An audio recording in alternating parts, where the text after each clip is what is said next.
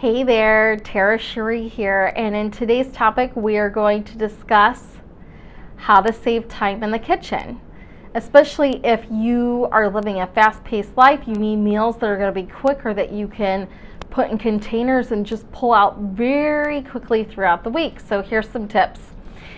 So if you're looking at breakfast options, I would suggest maybe cooking an oatmeal in your crock pot overnight. There are all sorts of recipes to be able to do that. You can also hard boil eggs and use them for breakfast, lunch, or dinner, or even as a snack option. So that's another way. I would do everything I could in my humanly power to slice up as many fruits and vegetables for your recipe ahead of time during the week. And if you want to label them, more power to you. In terms of meat options, if you're somebody that you eat meat, maybe preparing your meat ahead of time for the week, or maybe for the recipes that you're slicing it for. Let's say you get a big chicken, it actually pays to cook the full chicken, and then whatever you're not using, separate it in bags, stick it in the freezer, and then you have it available for meals or other recipes. If you prefer, you can always make a meal or casserole of some sort that you could stick in the freezer and then pull it out. I know some people would prefer, rather than doing the individual cooking every week, they would rather prepare multiple meals for a month's time, so that way all they have to do is pull out and reheat. That's also another option.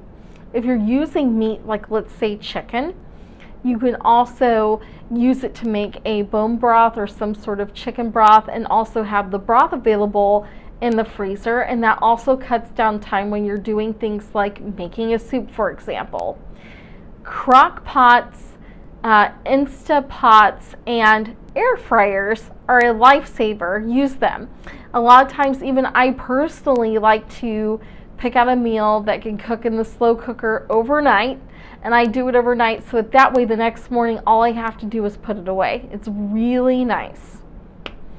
And some other options would be to see what you've got in the refrigerator, the freezer, the pantry, right? And create a meal that you know is going to stretch a bit a ways, okay? Things like spaghetti, fajitas, chili, soups, they usually make leftovers, especially if you're making it in a great big stock pot. So that is also an option. I would consider also meals that have similar paired-like ingredients.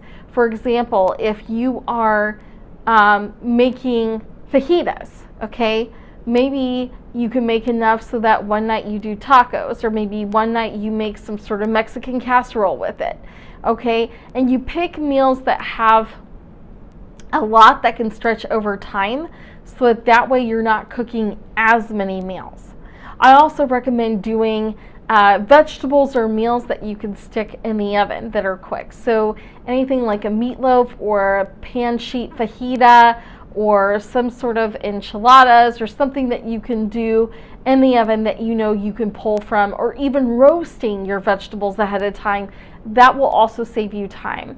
If you've got little mason jars, you can always, like let's say you go to work but you want a healthier option, you can always make your own salads or cut up your own vegetables or fruits, right? And you can make little containers so that you have them throughout the week. So instead of being someone who wants to go through the drive-thru, you've got your breakfast, you've got your lunch already prepared, good to go, and it cuts down on at least half of your time. I hope that these tips and strategies helped you.